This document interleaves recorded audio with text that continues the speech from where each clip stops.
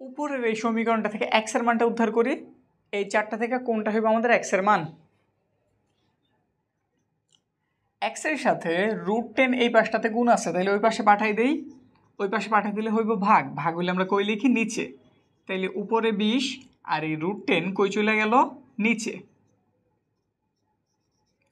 আমরা নিচে সাধারণত রুট রাখি না, তো নিচের এই রুটটার আমাদের তুইলা দিতে হইব। কিভাবে তোলে? তোলার পদ্ধতি হইতাছে উপরে একটা √10 গুণ করা লাগে, নিচেও একটা √10 গুণ করা লাগে। √10 যদি আমরা গুণ করি কি হইব? √10 স্কোয়ার। আর এইখানটাতে 20-এর সাথে √10 এর গুণ হইলে 20 √10। রুটের স্কোয়ারে কাটা যায়, তাহলে এইখানটাতে কত? 10। এইখানে 20 √10। 10 দিয়ে যদি 20-এর কাটি কয়বার যাইব? 2 বার। তাহলে আমরা x এর মান কত পাইলাম? 2 √10। তাহলে আমাদের অ্যান্সার কত? 2 √10। Answer C.